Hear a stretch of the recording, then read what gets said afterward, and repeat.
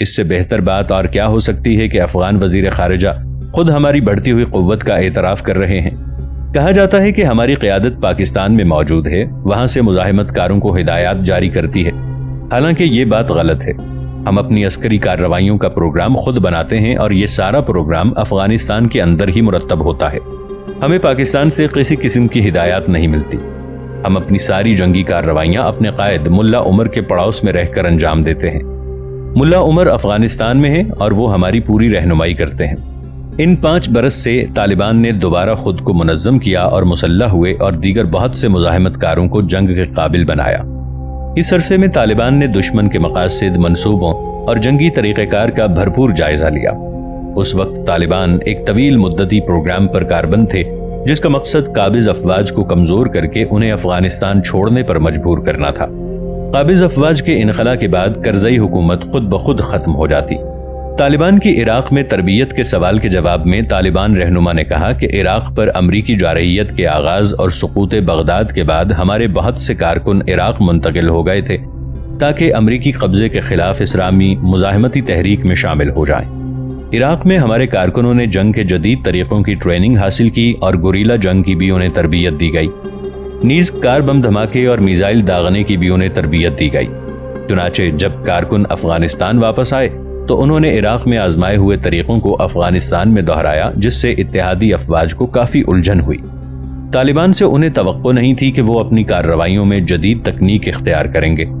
2004 سے خودکش اور کار بم دھماکوں میں اضافہ ہوا، جس کے نتیجے میں بہت سے شہروں اور دیہاتوں پر کنٹرول حاصل ہوا، جبکہ گوریلا جنگ کا آغاز بھی ہوا۔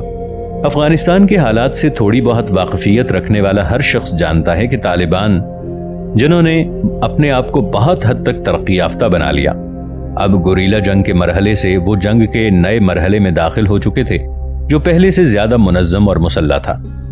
اس دوسرے مرحلے میں طالبان کے مزاحمت کار افغانستان کے مختلف علاقوں میں پھیل گئے۔ اس نئے مرحلے کے دوران عوامی انتظامیہ میں بھی خاصی تبدیلیاں محسوس کی جا رہی تھیں، بالخصوص 29 مئی 2006 سے افغان جنگ میں کافی پیش رفت ہوئی۔ عوامی انتفاضہ سے ظاہر ہوتا ہے کہ افغان عوام میں امریکی افواج کے خلاف شدید مزاحمت پائی جاتی تھی۔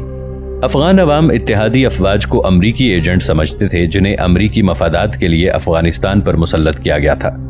کرزئی حکومت کو بھی افغان عوام امریکہ کی پٹھو خیال کرتے تھے۔ کابل کے عوامی انتفاضہ سے سارے افغان عوام میں ایک تحریک اور ولولہ پیدا ہو چکا تھا۔ یہ انتفاضہ بہت جلد انقلاب کا روپ دھار سکتی تھی۔ اب افغانوں پر ظاہر ہو چکا تھا کہ افغانستان پر قبضے کے بعد اقتصادی اور سلامتی کی صورتحال بہتر بنانے کے جو سبز باغ امریکہ نے انہیں دکھائے تھے وہ سب ڈھکوسلے ہیں۔ امریکہ کے سارے وعدے جھوٹے نکلے۔ اس کے علاوہ احتجاجی مظاہروں میں شریک افغان عوام پر اتحادی افواج نے جس سختی اور تشدد کا مظاہرہ کیا، اس سے عوام میں قابض افواج کے خلاف مزید نفرت پیدا ہو گئی۔ اتحادی افواج کی بے پرواہ کارروائیوں کے نتیجے میں کابل میں ایسے مزاحمتی گروہ وجود میں آئے جن کا طالبان سے کوئی تعلق نہیں تھا۔ تنظیمی اعتبار سے ان کا طالبان سے کوئی رابطہ نہیں تھا، البتہ قبائلی اعتبار سے وہ پشتون تھے۔ وہ افغانستان کی مجموعی آبادی میں 95% سے زائد ہیں۔ ان گروہوں کے ابھرنے سے امریکی قبضے کے بعد پہلی مرتبہ کابل میں سلامتی کی صورتحال اس قدر بگڑ گئی کہ اتحادی افواج کو کرفیو نافذ کرنے پر مجبور ہونا پڑا۔ امریکی رپورٹوں کے مطابق، جو کہ امریکی اخبارات میں شائع ہوئیں، تفصیلات میں کابل کے حالات کے حوالے سے تشویش ظاہر کی گئی اور طالبان حکومت کے خاتمے کے بعد اب تک کا سب سے خطرناک واقعہ قرار دیا گیا۔ افغانستان کا عوامی انتفاضہ اس بات کا ثبوت ہے کہ افغانستان میں امریکی پالیسی ناکام ہو رہی تھی۔ 2006 کے آغاز سے طالبان افغانستان کے طول و عرض میں آزادی سے اپنا کام کر رہے تھے، اس لیے کہ عوام کی جانب سے انہیں کھلی چھوٹ دی جا رہی تھی کہ وہ آزادی سے اتحادی افواج کے خلاف کارروائی کریں۔ موجودہ طالبان مزاحمت کا سب سے نمایاں پہلو یہ تھا کہ یہ انفرادی مرحلے سے نکل کر اجتماعی مرحلے میں داخل ہو چکی تھی۔ طالبان اب ایک بڑی تعداد میں ایک ساتھ دشمن پر حملہ کرنے میں کامیاب ہو رہے تھے۔ اس طرح کے اجتماعی نوعیت کے حملے اب بکثرت ہو رہے تھے۔ ان حملوں کے سبب طالبان کو زیادہ سے زیادہ علاقوں پر اپنا کنٹرول قائم کرنا آسان ہو گیا تھا، جبکہ ملک کے بقیہ علاقے ان کے کنٹرول سے باہر تھے، حتیٰ کہ جن مرکزی علاقوں میں حکومت اور اتحادی افواج کا کنٹرول تھا، ان علاقوں میں بھی حکام اپنے گھروں سے باہر نہیں نکل سکے۔ امریکی 4 یا 5 مرکزی علاقوں تک محدود تھے، بقیہ سارے علاقے طالبان کے کنٹرول میں تھے۔ اس سال گزشتہ سالوں کی نسبت بہت سی تبدیلیاں رونما ہوئیں۔ اس سے 1 سال قبل طالبان اپنی فوجی کارروائیوں کے بعد پہاڑوں میں پناہ لیا کرتے تھے، لیکن اس سال ملک کے بڑے بڑے شہر طالبان کے ہاتھ آ چکے تھے، جہاں کے سارے امور طالبان نمائندے ہی چلاتے تھے۔ متعدد اضلاع کے ذمہ دار طالبان کارکن تھے۔ مختلف شہروں میں طالبان کا محکمہ عدالت کام کرتا تھا۔ اس سال افغان عوام کا اعتماد حاصل کرنا طالبان کی سب سے بڑی پیش رفت تھی۔ ناظرین، آگے بڑھنے سے پہلے کامنٹ سیکشن میں ہمیں اپنی آراء سے ضرور آگاہ کیجیے گا کہ آپ کو ہماری یہ سیریز کیسی لگ رہی ہے۔ آئندہ آنے والی اقساط سے باخبر رہنے کے لیے ہمارے چینل کو سبسکرائب کر لیں اور ساتھ موجود بیل آئیکن کو ضرور کلک کر لیں۔ شکریہ۔ امریکہ کے فضائی حملوں کا مقابلہ کرنے کے لیے طالبان لاہ عمل تیار کر رہے تھے۔ اس کا جواب دیتے ہوئے کمانڈر گل محمد نے بتایا کہ ہم لوگ مختلف افراد کے توسط سے ایسے ترقی یافتہ میزائل حاصل کرنے کی کوشش کر رہے تھے جن کے ذریعے امریکہ کے فضائی حملوں کو ناکام بنایا جائے۔ اس سلسلے میں ہمیں رقوم کی فراہمی میں کامیابی حاصل ہو چکی تھی۔ اس قسم کے میزائل خریدنے سے قبل ہمارے پاس ایسے متبادل منصوبے ہیں جن کے ذریعے ہم اپنے مقصد میں کامیاب ہو سکتے ہیں۔ ان منصوبوں کے ذریعے ہم نے دشمن کے بہت سے طیاروں کو مار گرانے میں کامیابی حاصل کی ہے، لیکن اس کے باوجود آئندہ ایسی تیاری کے لیے کوشاں ہیں کہ ہمارے لیے دشمن کی فضائی طاقت کو توڑنا مزید آسان ہو جائے۔ طالبان کا منصوبہ یہی تھا کہ آنے والا موسم گرما بھی امریکی فوج کے لیے خونریز ثابت ہو۔ بالخصوص مادی تعاون کے اضافے کے بعد ہمارے لیے یہ بات آسان ہو گئی۔ ہمارے جنگجو جدید تجربہ حاصل کر چکے تھے۔ اس سے قبل اتحادی افواج نے ہمارے خلاف اپنے آپریشن کا نام الجبل رکھا، تو ہم نے اپنے آنے والے گرما کے آپریشن کا نام الصاعنہ یعنی بجلی رکھا۔ اس آپریشن کے نتیجے میں وہ افغانستان چھوڑنے پر مجبور ہو گئے۔ طالبان کے ایک دوسرے کمانڈر ملا محمود اللہ حقیار نے بتایا کہ ساری دنیا کے مسلمان اس بات کو شدت سے انتظار کر رہے ہیں کہ افغانستان میں دوبارہ اسلامی حکومت کب قائم ہوگی۔ اس کے لیے کچھ وقت درکار ہے، لیکن ایسا ضرور ہوگا کیونکہ طالبان کی ساری جدوجہد اس مقصد کی خاطر ہے۔ ابتدائی مراحل طے ہو چکے ہیں، اب ہم حکمت عملی اور فیصلے کے مراحل سے گزر رہے ہیں۔ اس کا اندازہ امریکہ اور اتحادی ممالک کی طالبان کے خلاف چیخ پکار سے لگایا جا سکتا ہے۔ عسکری مزاحمت کے حوالے سے طالبان اب جنوبی افغانستان سے بھی ایک نیٹ ورک تشکیل دے رہا تھا جس سے تمام مزاحمتی قوتیں متحد ہو جائیں گی۔ طالبان نے مولانا جلال الدین حقانی، جو طالبان کے ڈیپٹی چیف ہیں، کو جلال آباد بھیج دیا تاکہ وہ وہاں سے مزاحمتی کارروائیوں کی قیادت کریں، جبکہ مشرقی افغانستان میں بھی طالبان طاقتور ہو رہے تھے۔ جب ان سے پوچھا گیا کہ اسامہ بن لادن اور ڈاکٹر ایمن الظواہری کا افغان مزاحمت میں کتنا کردار ہے، تو انہوں نے کہا کہ ہم سب متحد ہیں اور ہر تدبیر میں ایک ساتھ ہیں۔ جہاں پر بھی مجاہدین لڑ رہے ہیں وہاں Osama bin Laden, doctor Ayman al Zawahiri سمیت دیگر القاعدہ کے رہنماؤں اور عرب مجاہدین کا اہم حصہ ہوتا ہے۔ انہوں نے افغانستان میں طالبان کو بہت سہارا دیا۔ طالبان کو دیگر قوتوں کا بھی بھرپور تعاون حاصل تھا۔ گلبدین حکمت یار کی حزب اسلامی اور مولوی یونس خالص کی حزب اسلامی دونوں طالبان کے ساتھ تھے۔ اس کے علاوہ 1.5 سال قبل شمالی اتحاد کے کئی گروہوں نے ہم سے گفتگو کی۔ ہم نے ملا عمر کی اجازت سے ان سے رابطہ کیا۔ یہ اجلاس شمالی افغانستان میں ہوئے۔ میں نے طالبان کی طرف سے گفتگو کی۔ اس اجلاس میں کئی گروہوں کے لوگ شامل ہوئے۔ انہوں نے اس بات پر زور دیا کہ امریکہ کے خلاف مزاحمت کی قیادت طالبان ہی کریں۔ ایک اور میٹنگ میں بھی اسی طرح کی باتیں ہوئیں۔ اب ان سے طالبان کا رابطہ قائم ہے۔ اسی طرح قبائلی سردار ہمیشہ سے طالبان کے ساتھ رہے ہیں۔ آخر وہ ایسا کیوں نہ کرتے؟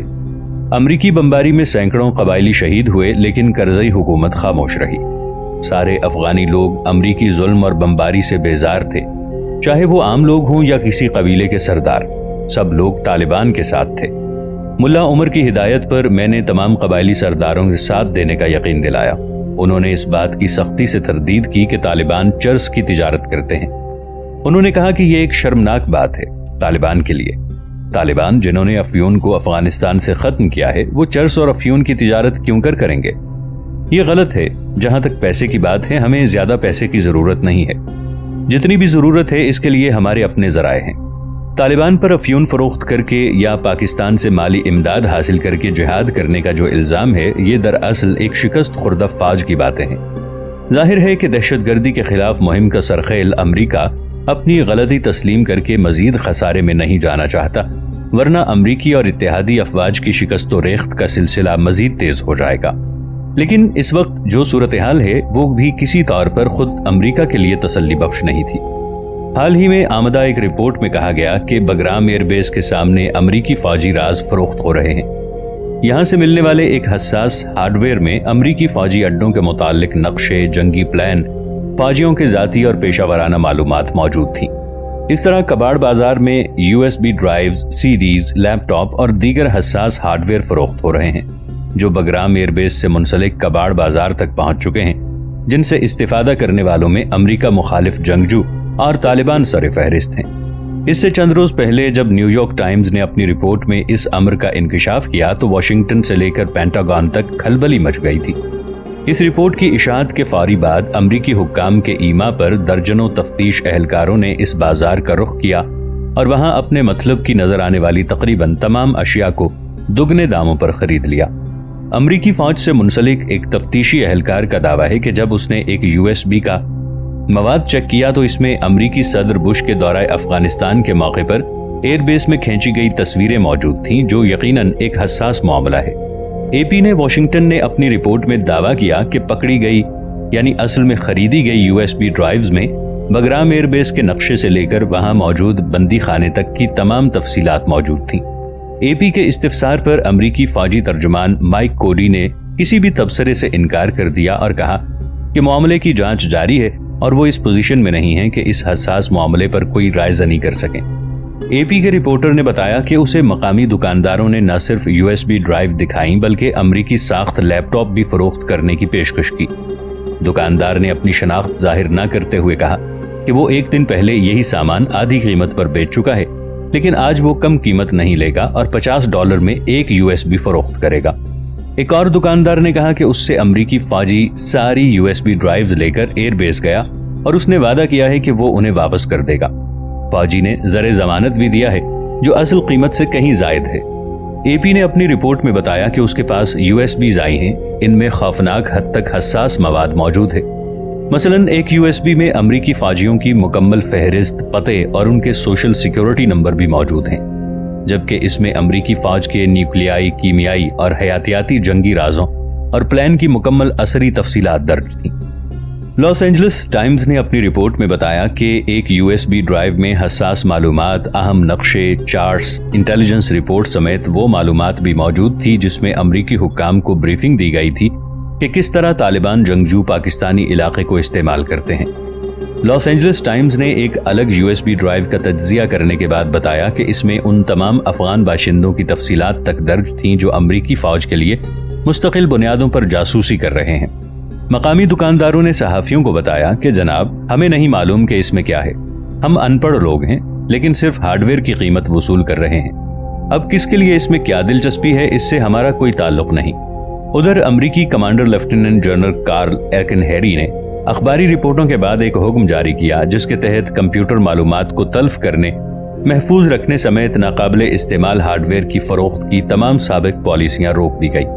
AP کی بعد ازاں میڈیا میں آنے والی ایک رپورٹ میں انکشاف کیا گیا کہ ان میں ایک USB ڈرائیو میں چینوک ہیلی کاپٹروں کی اڑان اور آپریشن کی معلومات موجود ہیں جو اسے بگرام ایئر بیس سے منسلک بازار سے ملی ہیں۔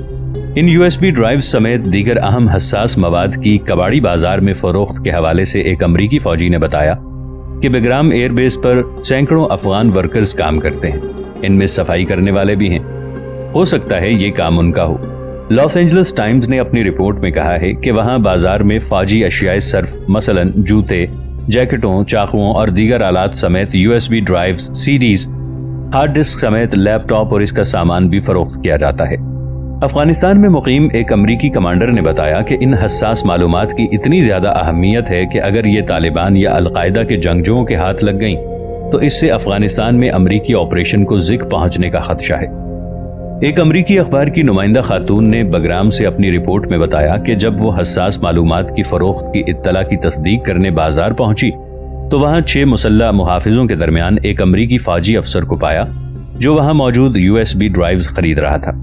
اس کا نام معلوم نہ ہو سکا کہ اس کے سینے پر کوئی شناختی علامت موجود نہ تھی۔ خاتون رپورٹر نے اپنی رپورٹ میں بتایا کہ میں نے بازار میں افغان لڑکیوں کو دیکھا جن کے پاس نئی اور پرانی USB ڈرائیوز موجود تھی۔ ایک افغان دکاندار نے صحافیوں سے بات چیت میں کہا کہ ہمارا یہ بازار بگرام ایئر بیس سے منسلک ہے، جس سے ہمیں تحفظ بھی ہے، لیکن کچھ عرصے سے امریکی فوجی حکام چاہتے ہیں کہ ہم یہ جگہ خالی کر دیں۔ وہ ہمیں اچھا معاوضہ اور مناسب زمین فراہم کرنے کا وعدہ کر چکے ہیں، لیکن ہم یہ جگہ خالی نہیں کرنا چاہتے۔ واضح ہو کہ اس بازار میں عام طور پر وہ سامان ملتا ہے جو ہر جگہ دستیاب نہیں ہوتا۔ یہاں فوجی ساز و سامان، مثلاً گھڑیاں، استعمال شدہ جیکٹ، جوتے اور دیگر آلات مل جاتے ہیں جو $4 سے لے کر $100 تک قیمت میں ہیں، لیکن کچھ دنوں سے یہاں امریکی فوجیوں کے استعمال شدہ لیپ ٹاپ اور USB وغیرہ بھی فروخت کی جا رہی تھی۔ ان دکانداروں کا موقف تھا کہ یہ سب سامان ان کو مقامی باشندے خاموشی سے لا کر فروخت کر دیتے ہیں۔ ہم ان سے ارزاں قیمت پر خریدا گیا قیمتی سامان مناسب قیمت پر فروخت کر کے روزی روٹی کماتے ہیں۔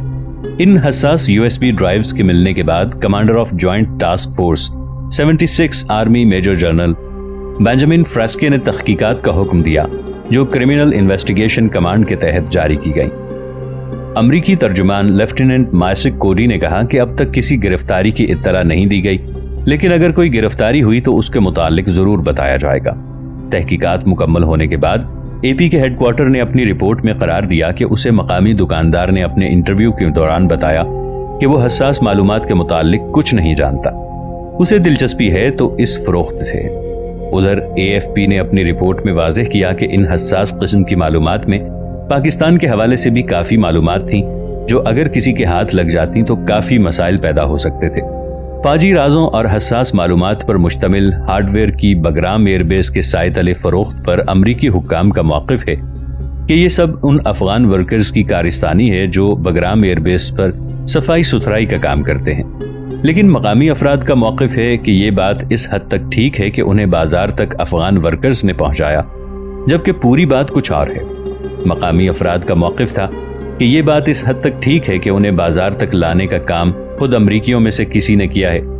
بگرام ایئر بیس سے منسلک ایک خطرناک بندی خانہ بھی ہے اور وہاں سے حساس اشیاء کو اٹھانا اور باہر لانا ان افغان ورکرز کا کام نہیں ہے، کیونکہ وہاں قدم قدم پر جدید کیمرے نصب ہیں اور مقامی ورکرز پر کڑی نظر رکھی جاتی ہے۔ ایک مقامی دکاندار نے بڑی دلچسپ بات کی۔ اس نے کہا کہ ہمیں تو USB اور CD بیچنے سے مطلب ہے، اب اس کے اندر کیا ہے اور کس کے لیے یہ معلومات کارآمد ہیں اس سے ہمیں کوئی غرض نہیں۔ شاید اس لیے امریکی حکام نے ان سے حساس معلومات پر مبنی ہارڈ ویئر خریدنے میں ہی عافیت جانی، وگرنہ وہ سینکڑوں کی تعداد میں آ کر پورا بازار ہی ختم کر دیتے تو ہم ان کا کیا بگاڑ لیتے۔ اس کہانی کے اختتام پر یہ بات کہنے کی ضرورت نہیں ہے کہ امریکہ کا اپنی پوری مہم پر ہی سے کنٹرول ختم ہو چکا تھا۔ اب وہ دن دور نہیں تھے کہ امریکہ کو افغانستان میں اپنی مخالف حکومت کا سامنا کرنا پڑے۔